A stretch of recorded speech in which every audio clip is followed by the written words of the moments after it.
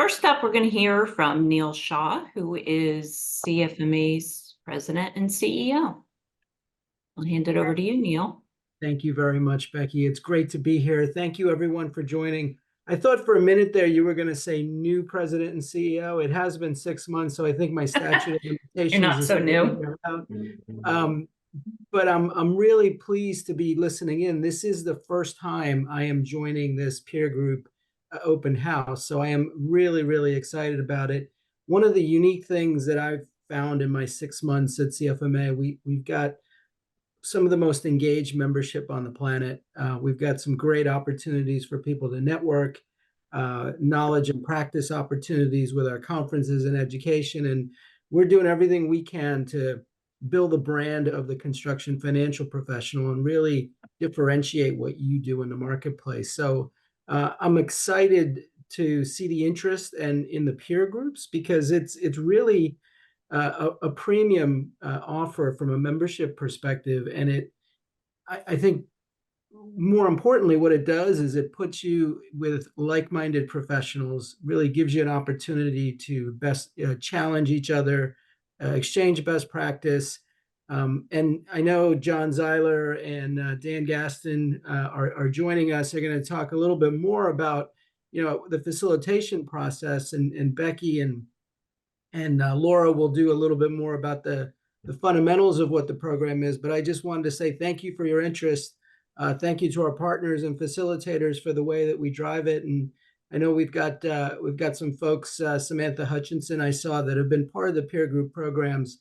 I'm sure this is going to be an informative session. So I'm going to stick around for the whole time. I promise I'll answer any questions that I can, but I know we've got people better suited to answer those questions on the call, and I'm looking forward to hearing them. So Becky, back to you. Okay, thanks, Neil.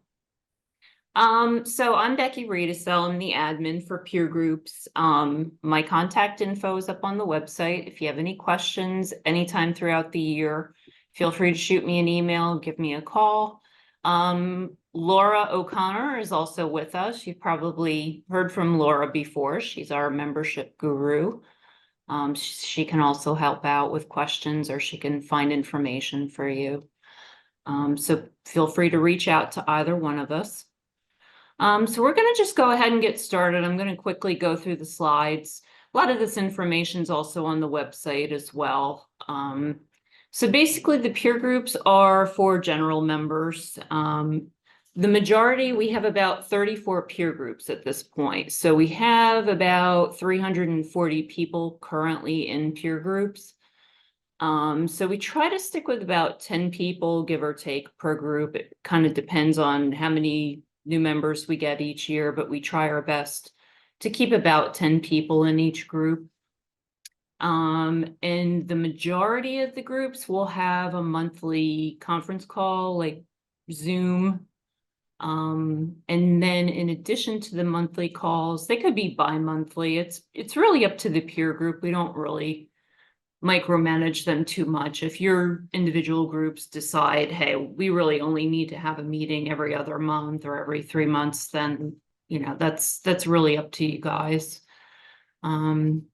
We group the peer groups are primarily based on the revenue size. We have some of the specifics up here. My best advice to you is when you're filling out your applications online, put as much of the information as you can about your company. So some of the other things that aren't mentioned here that we also group by. The states that you do business in are very important. Make sure you put those in. We try to base the groups off of members that are across the US, but with members that are not doing business in the same states. So that's really important as well. Non-competing companies. What does it cost? So as I mentioned, in addition to the monthly conference calls, we also have, you can choose from either 1 or 2 in-person meetings. So what those are is each group will have an on-site meeting, and the locations are determined by the members of the groups.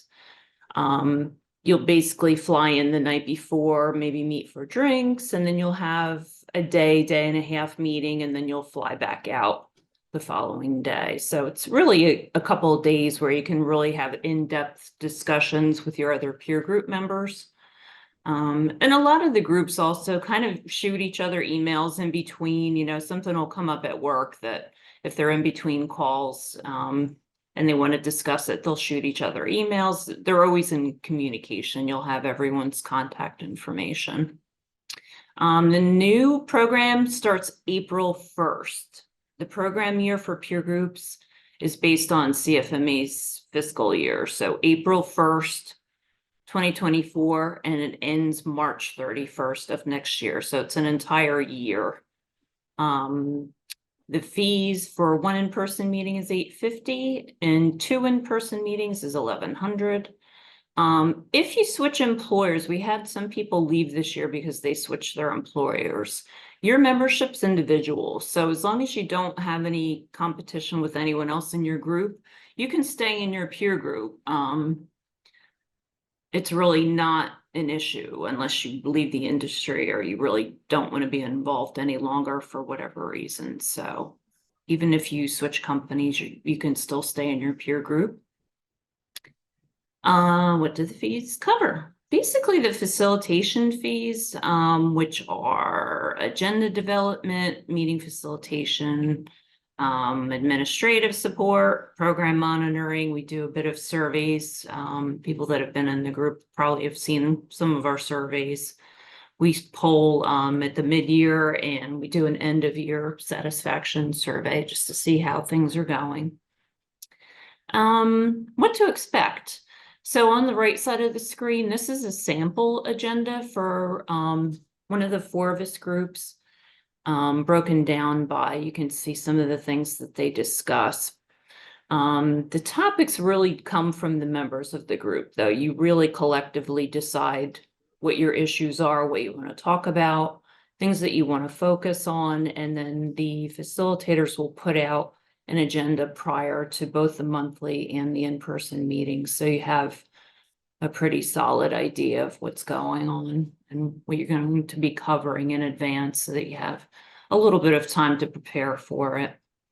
Monthly calls last for about an hour. I'm sorry. Go ahead. Hey Becky, this is John. This is John Seiler, real quick, just to kind Hi, of John. add on to the in-person group. I just think it's what I don't know if there's appropriate data now, but that's the critical part. I mean, it's great to go through the topics, but it's so good to get to know everybody in person, and it makes it so much easier to reach out to people afterwards when you got a personal connection because you spent a day or 2 days with them and overnight at dinner, had a handful of drinks. That's the part that's really special in my mind, So is the networking and social part of getting to know each other in addition to the topics that you covered. So sorry, I just wanted to add that in there. So yeah, and I see that a lot too. I see a lot of the emails back and forth where everyone just really is willing to help each other out. And I think that's really valuable as well. Okay. Thanks, John. So while we're talking with John, actually, I have some of the facilitators. We have 2 different companies that provide facilitation for us. We have Forvis and we have Crow, and they're about evenly split. Like I said, we have about 34 peer groups. We might have a few new ones this year, depending on how many new applicants we get. But we have Dan, Mike, John, and Maggie who are with us today. So I'm just going to give you guys, I guess we can go left to right, starting with Dan if he's with us. And you guys can just, give us a couple minutes of your thoughts. Sure. Thanks, Becky. So I've been facilitating peer groups for CFMA for about 6 years now. I think John made a great point about that in-person meeting is really critical.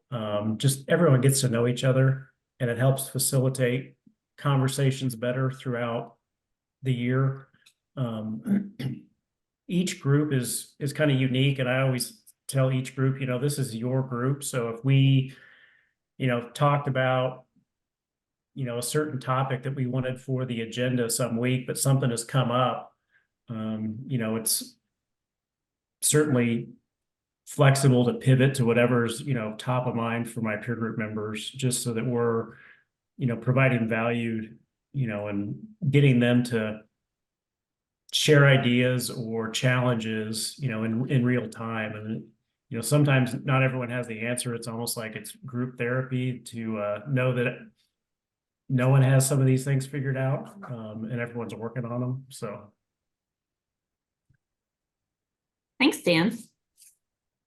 Yeah, I guess I'll add to that, Dan, a little bit, the group therapy part, right? Just perfect timing. Just this morning, one of our members sent a note out to the whole group, saying, "Hey, has anybody done anything with the CTA Act already?" And of course I had to quickly look up what the CTA Act was, because I probably should know what it is, but I don't.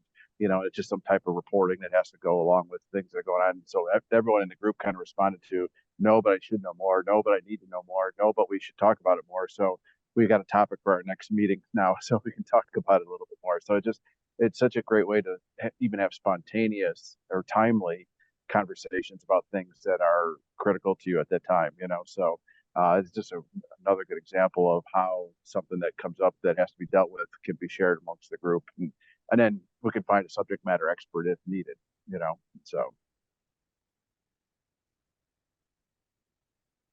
Great.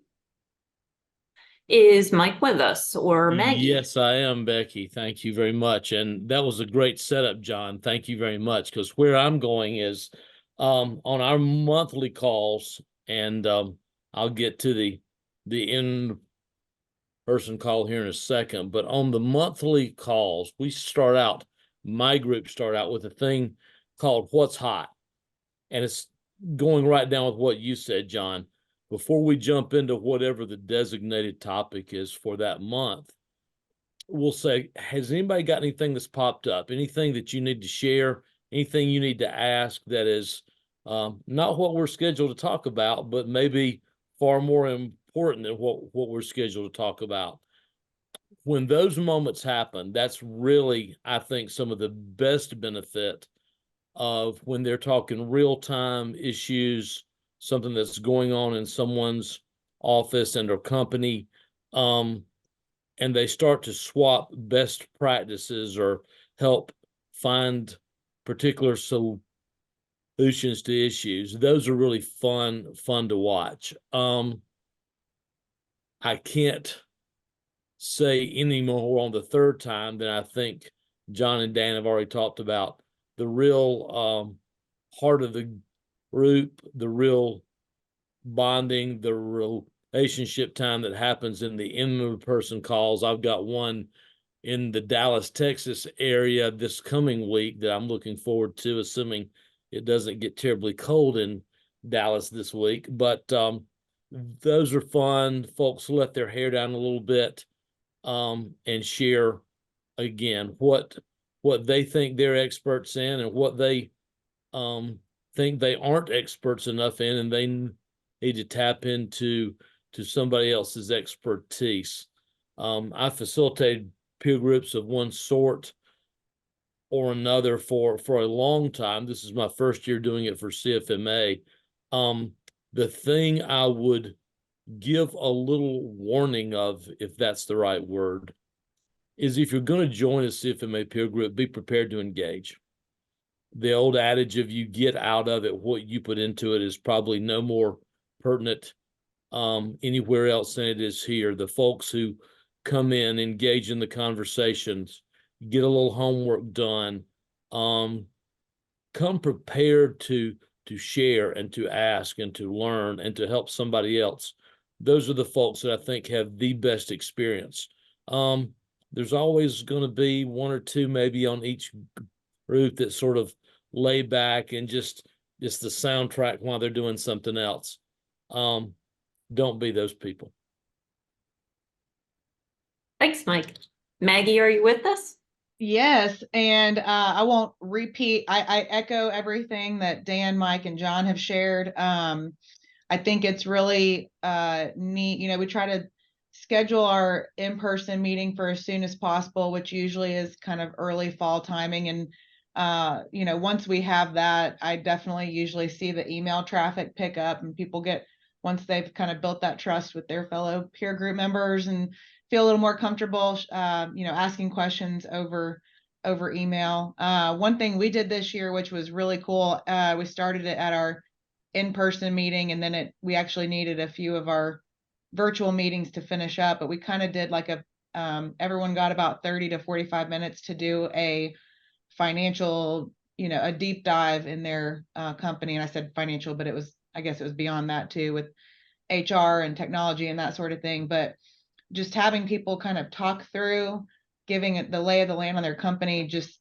sparks other questions, or people's ears will perk up and they'll ask a question about something. And so that led to really great conversations. But to Mike's point, you really have to be willing to engage. And so it's, I've learned a lot as a facilitator. It's been really interesting from my lens, but I know that we've had several. This is my third year doing it, and we've had pretty consistent return with our group members, because I think they get a lot of they're getting that value out of the group for sure.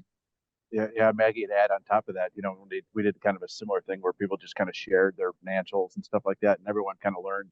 I don't know if I'll call it best practices, but other practices of doing dashboards or internal financial statements and who gets what at what level. I mean, that's the type of thing that people kind of just gives you more data to make decisions on how you want to improve or make changes to your department. So Yeah. But also to your point is, people get up there and talk, and Mike, you kind of brought it up about being engaged, but you also got to be willing to be, to be vulnerable a little bit too, right? You can't go in there thinking I'm embarrassed about what I got to show. That's the whole point of it, right? It's you're trying to improve what you got, and a lot of folks, like I found with my clients that aren't in peer groups, they only know one way of doing things, right? They've been doing it the same. They're like, wait a minute, John, I got 25 years of experience doing this. I said, well, you kind of got the same year of experience 25 times, so it just gives you some exposure to what different people are doing. And I haven't found anybody that's, to your point, Mike, that's been engaged in a peer group and be willing to be a little bit vulnerable and share that didn't get benefit out of it.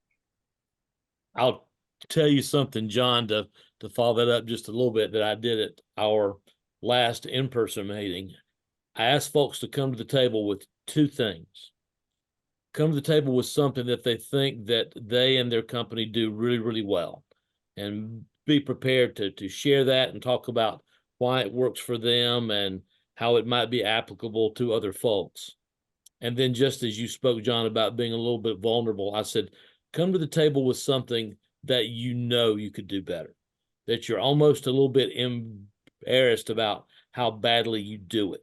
So come with something you're very proud of, and come with something that you're just sorry at, and let's talk about how to get better. And that created some really interesting conversations. They jumped all over it, and we spent the whole day and a half just going down that path. I wish I could be that vulnerable with my family. That's more difficult, man. Well, that was great. Thanks, everyone. I appreciate that. I should also mention, these are just a small sampling of the facilitators. We have about 30 other ones. So you may get one of the people you've met today, and you might get somebody else, but they're all top caliber, just like these guys that you've met today. So thanks, everyone, for joining us. I appreciate that. Next up, we have a couple of actual peer group members. Samantha, are you with us? I am. Thank you, Becky. And I want to thank you and Neil and Laura for inviting me to take a few minutes to join this call today. I've been in a group. I'm actually in John's group and for about 3 years, but I have a little unique perspective because I was on the executive committee when CFMA first put the groups in place. So it's great to see how far this program has really come and developed in the about 8 years or so since it was first brought online. So that's very exciting. But I'll say, I come from a company where big believers in the benefit of being involved in peer groups and roundtables. And I think Neil commented that the CFMA groups are really a premium offering. And if you have anyone who's involved in other executive roundtables, you'll see that the pricing on these is really a great value, because what I think this does is just take that CFMA network that most people agree is probably the biggest benefit, or one of the biggest benefits you get from your membership. And it just takes it to a whole new level. You know, you get to work with members pretty closely. They're not your competitors, so you're able to talk about things and have discussions on a much deeper dive than you would even if you have a really strong local peer group network within your local chapter area. And I think, you know, the facilitators covered it great. What a lot of the topics, they're what you'd expect, but I think the real beauty is, like they said, you know, it's what we bring to the table, what we as members want to talk about, is that's what the group's going to talk about. And so it's whatever's top of mind for us. And I would just echo everything they said. I mean, that, you know, if you really want to be in one of these groups, you know, the biggest thing to know is, you know, commit to being an active participant. This isn't a lecture-based program. So, you know, you're going to get out of it what you put into it by showing up and planning to participate and ask questions, you know, and really try to, you know, make attending all the meetings, the virtual and especially that in person, a real priority. But, you know, that's where you're going to get the benefit and develop those relationships. And frankly, your other peer group members really rely on you making that commitment and standing up to it as well. And I would just also add, our facilitators are great and they do a fantastic job, but they're there to help us and help the groups. But it's really, the more we can show up and bring ideas and topics and things we want our group to be, you know, that helps them and that makes our groups even better. And just my last final comment is, you know, just know it takes a little time when you get into a group, whether it's a new group or you're placed into an existing group, you know, to start to develop those relationships. So be willing to, you know, stick it out, give it several meetings before you really start to see that those relationships develop and benefit, and don't kind of back out if you're not feeling 100% engaged after the first few meetings. So those are just kind of some of my takeaways and some of my recommendations to help new members, you know, get the most out of this investment of your time and your money. And I really think it really is a great benefit. And I'd be happy to talk to anyone after this call. If you just have any questions, please feel free to reach out to me and I'd love to talk more about it. Thanks so much, Samantha. Appreciate that. Augie, are you with us? I am here. Welcome. All right. Thanks for having me. Yeah, I get the benefit of rehashing what everyone has already said before me. But you know, one of the things I will kind of start with that piece because it is worth hammering home about the in-person part of it. You know, I'd even kind of go as far to say that, you know, if you're not willing to at least plan on doing the in-person, I don't want to say it's not worth it, but like it is kind of part of the deal. And so, you know, I've been in it for Dan, who's my facilitator, could probably tell me, I know it's at least 5 or 6 years. And, you know, we have members in our group who have either come to one or we haven't seen them. And again, you know, my kind of relationship with them or comfort level with sharing offsite is just not there. Whereas, you know, I kind of have a core group kind of, I don't want to say a clique within my group, but, you know, 3 or 4 people that I really connect with because, you know, we've gone to every in-person and we know each other now and we're kind of constantly feeding information back to each other. So again, I really do want to reiterate that piece. And I'm glad Samantha mentioned the actual cost component. You know, we've been involved in FMI peer groups and I'm involved in Vistage and we have all these other resources at our disposal as professionals and dollar for dollar, this one really is a great value. Even when you include in, you know, obviously the cost of flights and stuff like that and the cost of booze, because, you know, normally there's a little bit of booze consumed at these, I will admit. But yeah, it's really great. Again, I've been in it for 5 or 6 years now. In fact, I have a call with one of my peer group members in about 2 hours with my controller to discuss some issues of how they do certain things at their company. And so, you know, the fall off of not just what I get out of the calls or the in-persons, but then that random call or connection I have with those people has been huge, and it's, you know, taken 4 or 5 years to get there. What was the other piece? Yeah, the other side of it too is once you've met people in person, Dan can tell you we have like, you know, a constant kind of email chain where it's every now and then someone just shoots out, hey, real quick, does anybody have a you know, job description for a, you know, payroll clerk, you know, and within a day, everybody will shoot back maybe a template that they have. And so, you know, it's not just the calls and it's not just the meetings, you know, we're always helping each other out with certain things. So it's been a great program. And yeah, I've really enjoyed being a part of it, and everything everyone else has said, I agree with, and just hammer home, go to the in-person, plan on going to the in-person, because that's how you're really going to get value out of it.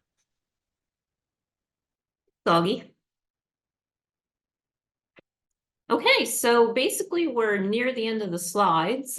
Just a reminder, the application deadline is February 9th, so that's coming up fairly quickly. We have the application up on the website. You can find a lot of other information.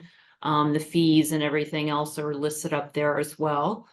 Just so you know, next steps. So the application deadline is early February. We hope to start getting the matching done depending on how many we have returning, how many we have new. You're probably going to hear from me, hopefully, by early March, when we start getting you slotted into your groups.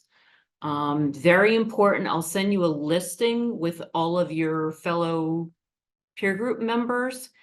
Please review that carefully and make sure that you don't have any conflicts with the other companies that are going to be in your peer group. It's very important to look at those and let me know as soon as possible if you have any conflicts, and we can move you. Also, if you get into a group and the first couple of months you're in the group and you don't really feel like, you know, maybe I'm not really gelling with these people, or, you know, something's just kind of off, we can try to move you to a different group as well. So don't feel like, you know, if something's not quite right for you, don't feel like you're going to be stuck in that group for the whole year. We can find you a better spot. So we'll take this time now to answer any questions. So feel free to fire away. If you have any questions for me, for Laura, for the facilitators.